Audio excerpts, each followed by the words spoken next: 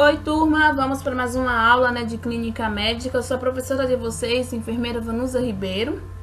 Sem muita enrolação, vamos para nossa aula? Então, como eu disse, sem enrolação, vamos para nossa aula. E hoje vamos falar sobre afecções hepáticas, ou seja, doença hepática, patologia, doenças, Então, o fígado, que se localiza do lado direito do abdômen, é a maior glândula do organismo e é constituída por milhões de células. E, cada célula, ela desempenha uma função específica essencial para o equilíbrio do organismo. Então, o fígado, ele é um órgão de função múltipla e fundamental para o funcionamento do organismo. E entre elas eu coloquei várias que se destaca, que é a secreção a bile. A bile é produzida pelo fígado em grande quantidade, de 600 ml a 900 ml por dia. Então, no primeiro momento, ela se concentra na vesícula e depois ela é enviada para o intestino, onde funciona como um detergente e auxilia na dissolução e também no aproveitamento das gorduras. Deu para entender aí? Quando, Por que ela funciona como detergente? Se você pegar o detergente para lavar um prato, você vê que o detergente ele limpa, Ele dissolve a gordura.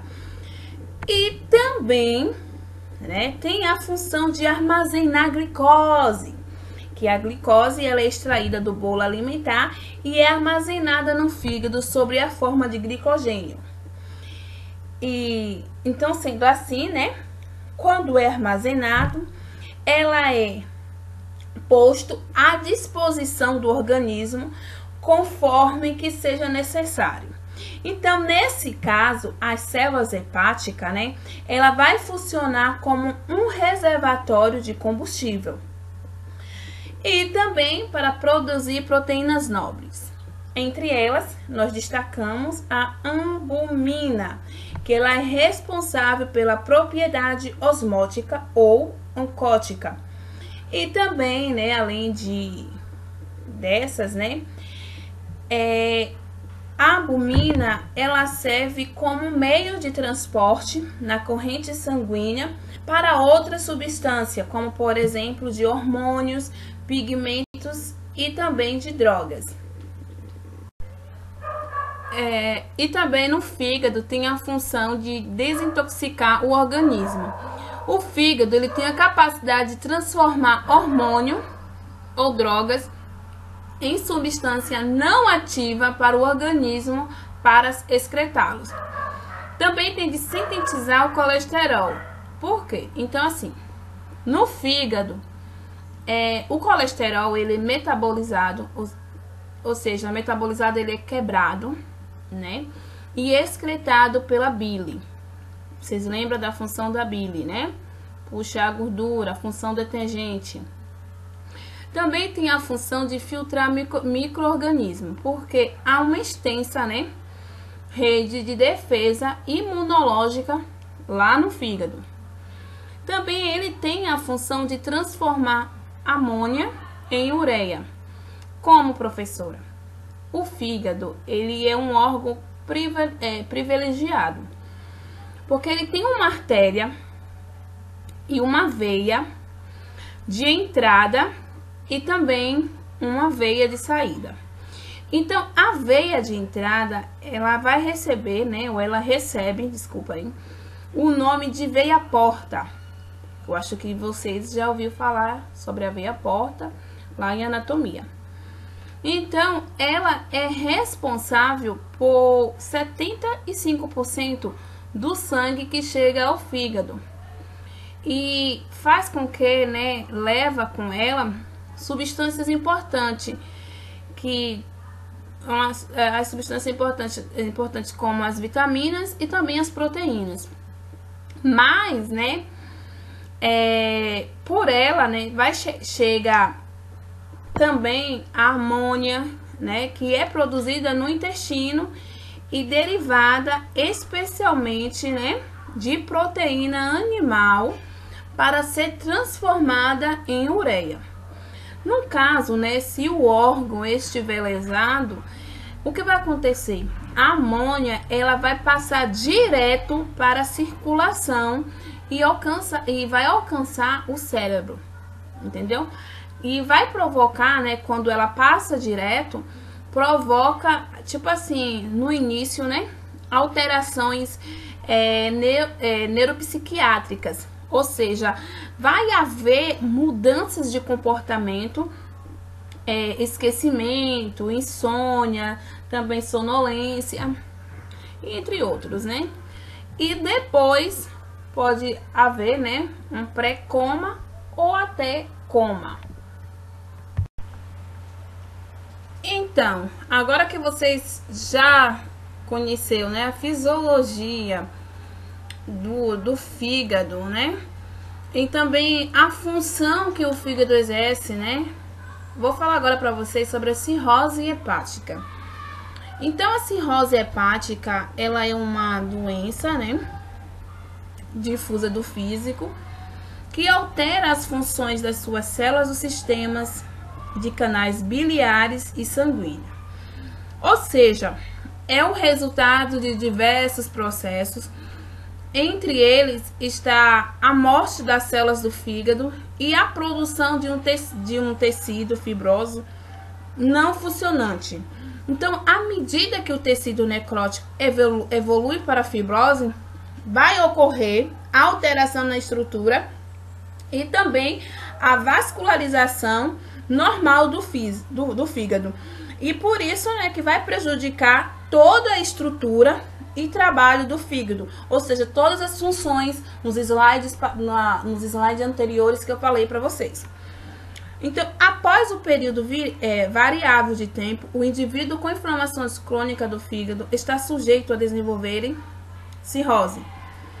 Não é possível prever quais as pessoas, né, com doença de fígado que terão cirrose.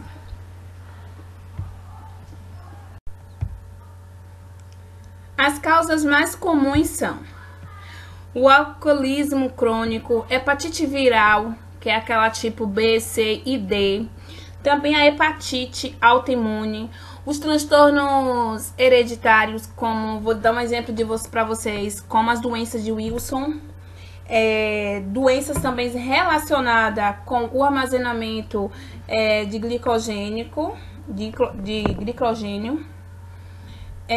também artrisia biliar, reações severas a medicamentos, ou seja, fármacos, exposição a toxinas ambientais e ataques repetidos de falhos cardíacos acompanhados de congestão hepáticas.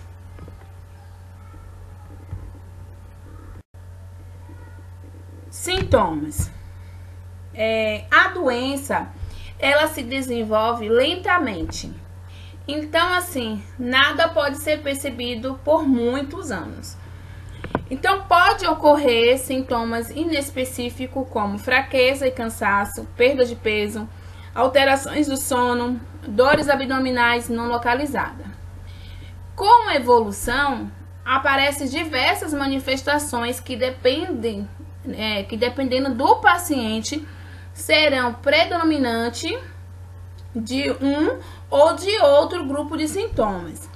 Então, assim, as alterações relacionadas aos hormônios são perda de interesse sexual, impotência, esterilidade, parada das menstruações, aumento das mamas dos homens, perda de pelos, alterações relacionadas à circulação do sangue no fígado, que no caso, né, é hipertensão da veia porta, leva ao aumento do baço, varize do esôfago e do estômago, com risco de hemorragia graves, né, que pode vir com vômito ou fezes com sangue, devido, né, à incapacidade do trabalho das células hepáticas, acumula-se, né, vai acumular bile no sangue, surgindo então a icterícia, que ou seja, aquele amarelão, que pode estar associada à coceira no corpo.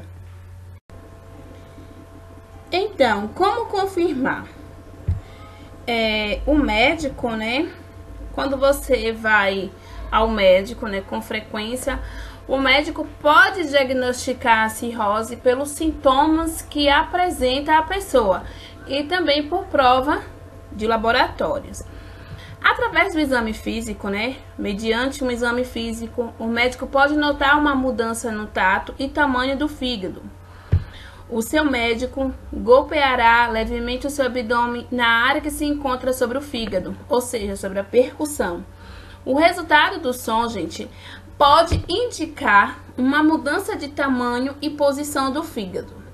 Também revisará o estado de saúde do seu fígado, exercendo pressão na área circundante. Um fígado normal, por exemplo, ele não se encontra encolhido e nem aumentado. E também ele não vai se encontrar tipo num tato sensível.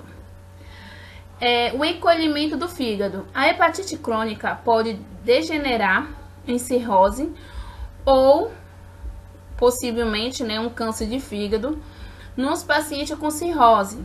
O fígado começa a encolher-se e endurecer-se. E assim, também ocorre, né, a cicatrização do fígado. Essa mudança essa mudança na estrutura do fígado pode resultar na deterioração permanente das funções do fígado, de todas aquelas funções anteriormente eu tenho dito para vocês. Perda total das funções hepáticas. Conforme vai piorando a cirrose, a maioria das funções hepáticas perde-se também. Então, assim, o fígado, ele endurece, né, e reduz-se em tamanho.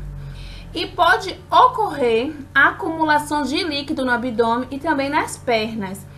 E eu vou dizer uma coisa para vocês, que também é comum, né, o sagrado gastrointestinal agudo, secundário, em varizes do esôfago e também pode apresentar-se uma lentidão mental.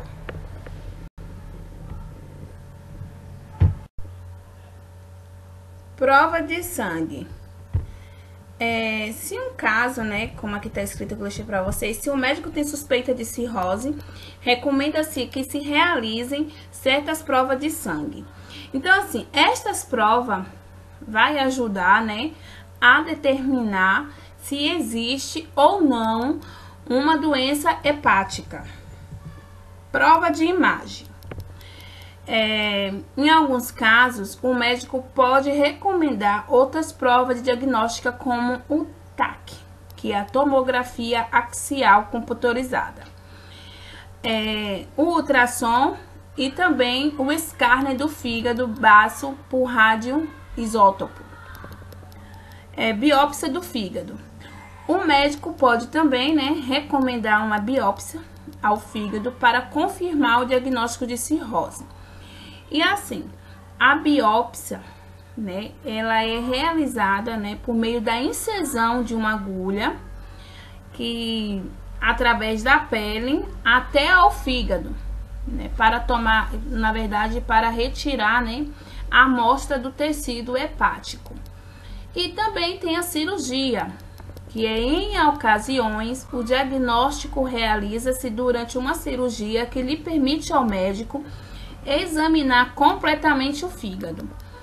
E assim, o fígado pode ser examinado por meio também de laparoscopia, que é um procedimento que inserta um tubo assim flexível através de uma pequena incisão no abdômen que vai permitir ver o fígado.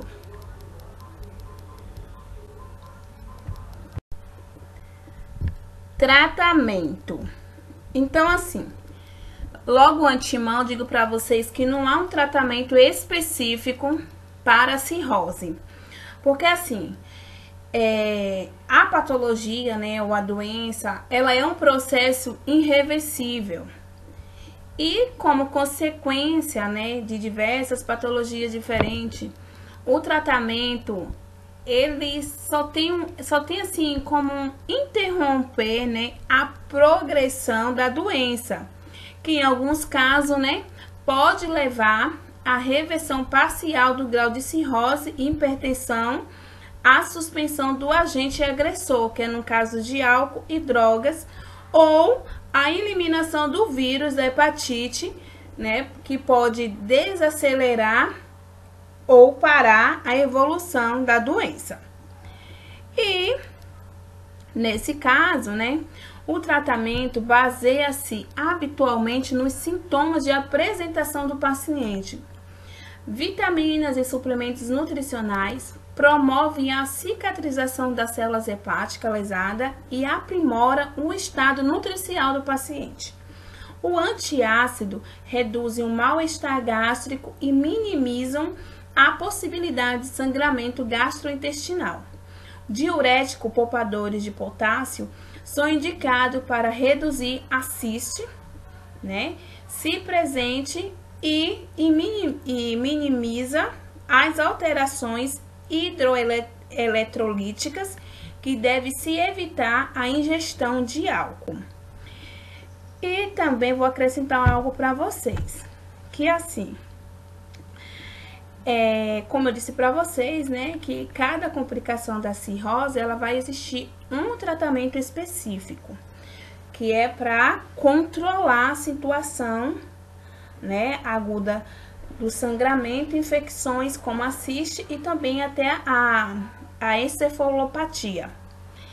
E assim, o transplante de fígado aparece como a única opção de cura da doença. E assim, quando se faz o transplante, né, vai ser alcançados bons resultados. E ainda, né, é um tratamento difícil de ser conseguido, quer dizer, pela falta de doadores e também pela complexidade da cirurgia. Então, assim, é uma cura para a doença, mas também é difícil você conseguir um doador compatível.